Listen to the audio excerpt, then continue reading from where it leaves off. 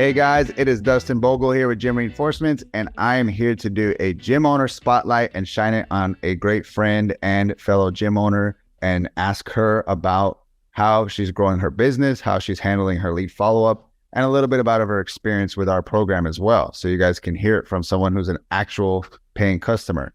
I'll let you get started with an intro. Please introduce yourself, Daisy, and then the name of your gym and where you guys are located. All right.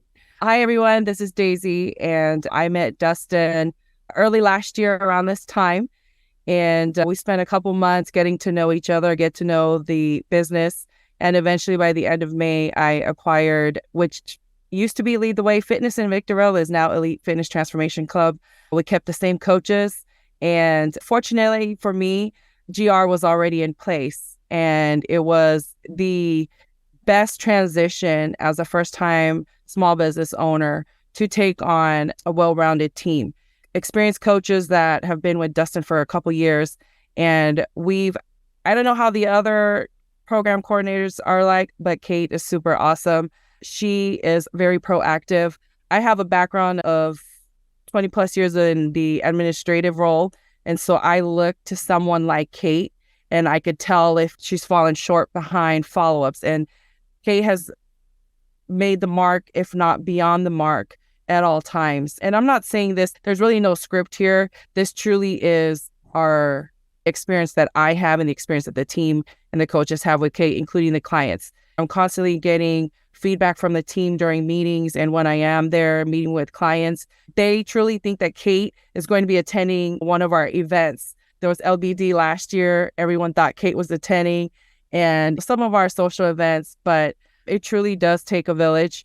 And I really appreciate that this is established for us, because Dustin shared with me how it's important to have specific marketing teams, specific skill sets that sets aside from just being the operational head for the gym. And you got to know where to carve those responsibilities out. Even though I know I can do follow-up, I can do sales, I can do marketing, that truly, you can't do it all. And so you got to put people in place to take lead in those responsibilities. And that's what Kate does for us. Kate is so awesome at following the script, modifying the script. If we want to try things out, she will modify whatever communications go out, and it works.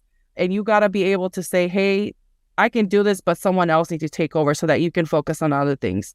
Yeah, I was just going to say, thank you. I'm so glad that, again, we're rocking your world. That's our objective. And I think there's two words to consider here is can and should. Can you do it? Yes. Should you do it? Usually it's a no. And you can do everything. You can clean the toilets. You can run all the sessions. You can do the marketing if you wanted to. But if you want to have some work-life balance at some point, you say, what should I do? And that's usually not on it. And then essentially, at the end of the day, you have to be in this game long term, because people say, Dustin, you've been 20 years a trainer, 11 years a gym owner. How did you keep your energy for all this time and keep going and not quit? And it's state management. That's really what it comes down to. You have to really make sure you love what you do, and you got to get rid of the things you don't like to. Because if you do a bunch of stuff you hate, it will suck the passion out of you. It'll suck your energy, and you'll be tapping out before you know it. And so I just really defend my energy, because when you're burnt out and you need to unplug and have a vacation, when you're on too many Zooms and meetings and your eyeballs are going to pop out of your eyes, when you are physically moving and doing too much and your back's hurting you, whatever, listen to these cues and ask yourself, what do I love to do and what really drains me of energy? And there is someone in the world, I know it sounds crazy, but whatever you don't like doing, it's in their love box. And so there's a great exercise called Delegate and Elevate. It's 4 boxes. Love, you love to do it, you like to do it, you dislike it, but you can do it, and then you absolutely dread it and you hate it. And so those bottom 2 boxes you should only have 10% of your works in those boxes. You should have 80 to 90% are in your love and your like, and your 10% is in your dislike and your hate. Your job is to take your bottom boxes, find someone that's their top 2 boxes. What you hate and dislike, they love, and now you're assembling a dream team, right? And you're finding the right people to put it together. So that's exactly us. GR is like, if you hate lead follow-up, if you hate sales, if you hate tracking people down, That's our love. And so if that's in your dislike and hate, you know who to call.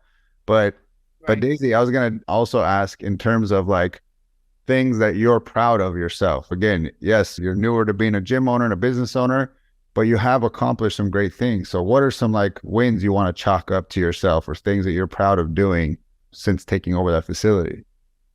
Sure. We've added another coach for the last 8 months. She's been on board, doing phenomenal. She's also started her own small group. So she's building that team up a couple times a week. In November of last year, we grew our membership about 30 plus, and we're continuously growing. We just got a lot of great stuff going on. We also now have GR running our ads for us and our marketing and helping us on that end. So we're just really grateful that there are a lot of services that you guys can provide for us all in one shop, especially because we are continuing an ongoing relationship. So I have to reach out to different vendors, but just coming to you, Dustin, coming to Kate and going just to one place to get all the help that we need, that helps free up my time and know that I can trust everything that you put in front of us. So yeah, I appreciate that. You're very welcome. And those are all the great wins you've had. But now I want to ask you to say, what is some advice you go back now that you've done it a good while now? What would you go back? And again, I'm not trying to say live in regret, but give yourself a heads up. Hey, this is coming and I just want to help you out past me, because that is a gym owner that's opening this month. Like, you're passing advice to them. So what would you tell your past self as you stepped into that experience? Off the back, if it's not obvious, hook up with Dustin for GR services. You got to let his team take over the marketing and the sales. That's a big chunk of time. And getting those weekly updates and those daily updates from Kate has been super helpful. That I'm super blessed about. I would say just making sure that you're consistent with your check-ins with your team. That's something that I failed tremendously on. But every moment that I can reflect on what the past challenges have been, I need to make sure that I make some progress towards change and towards those goals. So making sure you meet with your team frequently as a team and then individually, and then making time to meet with the members, your membership. Mm-hmm. There's a lot that I could do better, such as social media. If I can afford it, and if I can carve the time out, you definitely want to make sure that you get in front of social media, because I'm not on social media all the time, and that's a challenge for me. But if I'm not there physically all the time with my members, then my members don't know who I am. So definitely making sure that you establish your social media accounts, establish those relationships, and carve specific times throughout the day. Those are my current struggles. That is what I would, just off the top of my head, share with you to make sure that you have in place is a great team, great leaders, great follow-up, and then communication. Making sure that you establish ways for your team to communicate with you, and what type of communication is good for text, what type of communication is good in Messenger and chat, and then what can wait till you meet in person or meet over Zoom. So yeah, that's all I got. I love it. No, that's great. And then finally, I want to ask you, Daisy, what's the vision for the future? Where are you guys going?